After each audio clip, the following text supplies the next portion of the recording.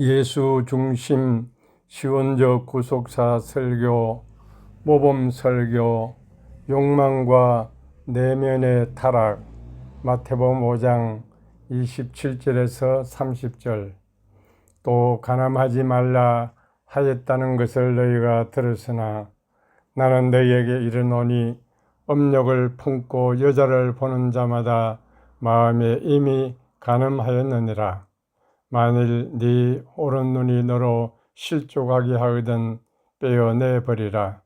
네 백체 중 하나가 없어지고 온몸이 지옥에 던져지지 않는 것이 유익하며, 또한 만일 네 오른손이 너로 실족하게 하거든 찍어내버리라. 네 백체 중 하나가 없어지고 온몸이 지옥에 던져지지 않는 것이 유익하니라. 아멘. 사랑하는 성도 여러분, 오늘 우리는 예수님의 매우 깊은 말씀 앞에 서 있습니다. 마태복음 5장에서 예수님은 인간의 가장 깊은 곳을 찾아 들어가십니다. 사람들은 겉으로 드러난 행동을 봅니다. 그러나 예수님은 마음을 보십니다.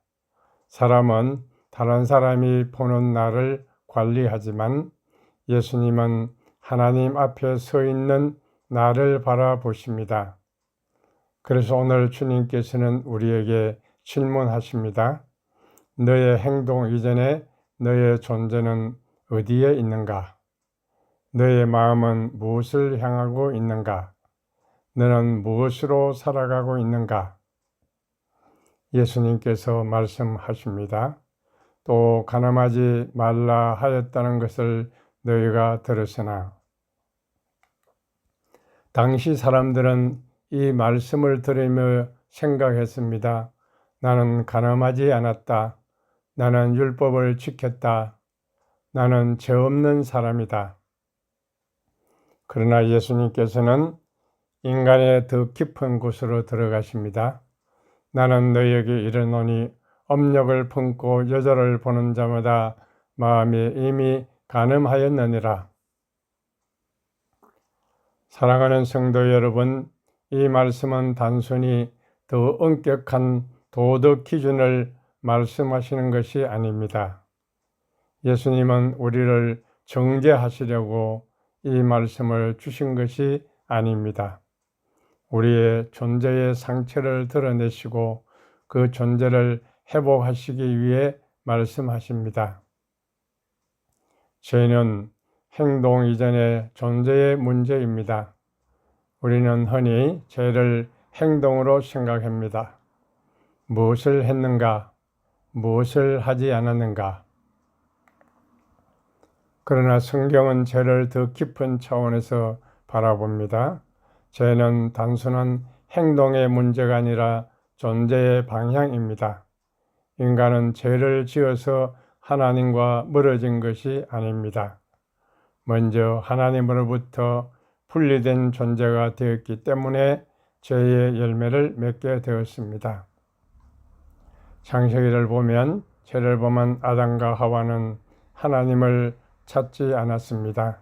오히려 숨었습니다. 여호와 하나님의 낯을 피하여 동산나무 사이에 숨은지라. 창세기 3장 8절. 이것이 죄의 본질입니다. 죄는 하나님 앞에 나아가지 못하게 만드는 존재의 분열입니다. 사랑하는 성도 여러분, 우리 안에는 이러한 분열이 있습니다. 하나님을 사랑한다고 말하지만 때로는 욕망을 따라갑니다. 거룩하게 살고 싶다고 고백하지만 마음은 다른 것을 향합니다. 사랑하고 싶지만 자기 중심적으로 행동합니다. 왜 그렇습니까? 아담 안에 있는 인간은 하나님보다 자신을 중심에 놓기 때문입니다. 이것이 아담의 인간입니다. 욕망은 단순한 감정이 아니라 존재의 방향입니다.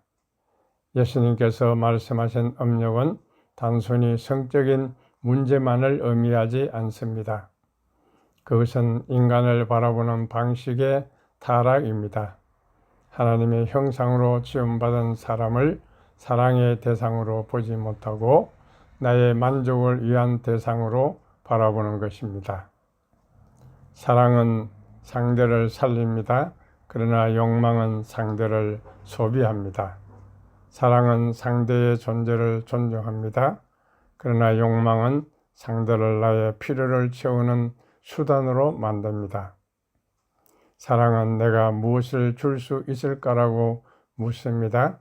그러나 욕망은 내가 무엇을 얻을 수 있을까라고 묻습니다. 그래서 예수님은 행동만 말씀하지 않으시고 마음을 말씀하십니다. 왜냐하면 마음이 존재의 중심이기 때문입니다. 사랑하는 성도 여러분, 왜 인간은 욕망에 사로잡힙니까? 왜 아무리 가져도 만족하지 못합니까? 왜 끊임없이 더 원합니까? 그 이유는 인간 안에 하나님만 채울 수 있는 빈자리가 있기 때문입니다. 인간은 원래 하나님 안에서 충만하도록 창조되었습니다. 하나님의 사랑으로 살고 하나님의 임재 안에서 기뻐하고 하나님의 생명 안에서 만족하도록 만들어졌습니다. 그러나 인간은 하나님을 떠났습니다. 그리고 그 빈자리를 다른 것으로 채우려고 합니다. 성공으로, 인정으로, 쾌락으로, 사람의 사랑으로 채우려 합니다.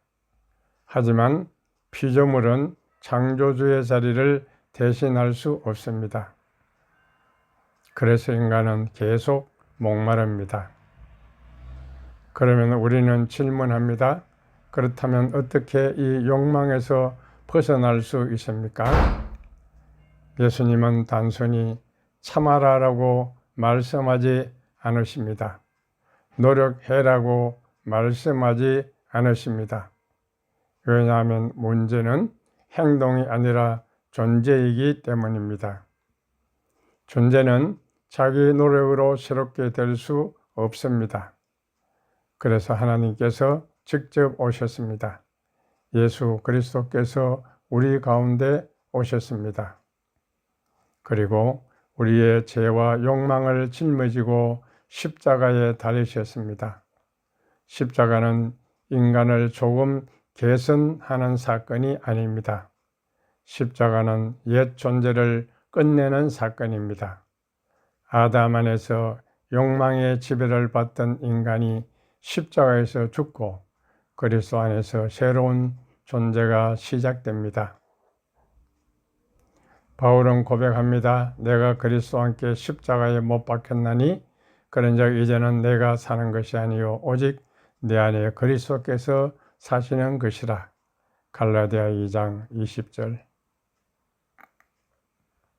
그러나 십자가가 끝이 아닙니다. 예수님은 죽음 가운데 머물지 않으셨습니다. 부활하셨습니다. 부활은 새로운 창조의 시작입니다. 아담 안에서는 죄와 욕망이 인간을 지배했습니다. 그러나 그리스도 안에서는 하나님의 사랑이 인간을 다스립니다. 구원은 단순히 죄의 용서를 받는 것이 아닙니다. 구원은 존재의 이동입니다. 아담 안에서 죄와 분열 가운데 있던 존재가 십자가를 통하여 옛사람이 죽고 부활 안에서 새로운 존재로 살아나며 그리스도 안에 거하는 존재가 되는 것입니다. 사랑하는 성도 여러분, 이 변화는 과거의 사건으로만 머물지 않습니다. 성령께서 오늘 우리 안에서 이 일을 이루십니다. 성령은 우리를 책망만 하시는 분이 아닙니다. 성령은 우리를 새롭게 창조하시는 분입니다. 우리의 눈을 변화시킵니다. 욕망의 눈에서 사랑의 눈으로 바꾸십니다. 우리의 마음을 변화시키십니다. 소유하려는 마음에서 섬기려는 마음으로 바꾸십니다. 우리의 삶을 변화시키십니다. 나라를 위해 살던 존재가 하나님 나라를 위해 살아가는 존재가 되게 하십니다. 그러므로 성도는 더 이상 욕망의 노예가 아닙니다. 우리는 하나님의 사랑받는 자녀입니다. 우리는 결핍 때문에 다른 사람을 붙잡는 존재가 아닙니다. 그리스도 안에서 이미 충만함을 받은 존재입니다. 우리는 사람을 이용하는 존재가 아니라 사랑하는 존재입니다. 우리는 세상의 욕망을 따라가는 존재가 아니라 하나님 나라를 드러내는 존재입니다. 교회는 이러한 새 창조의 공동체입니다. 세상은 사람을 가치로 판단하지만 하나님 나라는 사람을 하나님의 형상으로 바라봅니다. 세상은 소유를 통해 만족을 찾지만 하나님 나라는 사랑 안에서 충만함을 누립니다. 사랑하는 성도 여러분, 오늘 예수님께서 우리에게 묻고 계십니다. 너는 어디에 속해 있는가? 아직 아담 안에 있는가? 아니면 그리스도 안에 있는가? 욕망은 우리를 자기 자신 안에 가둡니다. 그러나 그리스도는 우리를 하나님 안으로 인도하십니다. 욕망은 우리를 분열시키지만 그리스도는 우리를 회복시키십니다. 십자가는 우리의 옛 존재를 끝내고 부활은 새로운 존재의 길을 열었습니다. 그러므로 우리는 고백합니다. 나는 욕망의 사람이 아닙니다. 나는 그리스도 안에서 새롭게 된 사람입니다. 나는 죄의 지배 아래 있는 존재가 아니라 하나님의 사랑 안에서 사랑하는 존재입니다. 나는 하나님 나라의 새 창조 존재입니다. 기도드리겠습니다. 하나님 아버지, 우리는 아담 안에서 욕망과 자기 중심성 가운데 살아왔습니다. 우리의 마음은 하나님보다 자신을 사랑했고 사람을 사랑하기보다 이용하려 했습니다. 그러나 예수 그리스도께서 우리를 위해 십자가를 지시고 죽으시며 부활하심으로 새로운 생명의 길을 열어주셨습니다. 성령께서 우리를 그리스도 안으로 옮겨주셨으니 이제 욕망의 존재가 아니라 사랑의 존재로 살아가게 하옵소서. 우리의 눈이 하나님의 형상을 바라보게 하시고 우리의 손이 사랑과 섬김을 위해 사용되게 하소서. 우리를 하나님 나라의 새 창조 존재로 세우시고 우리의 삶을 통해서 그리스도가 나타나게 하옵소서. 예수 그리스도 이름으로 기도드립니다. 아멘.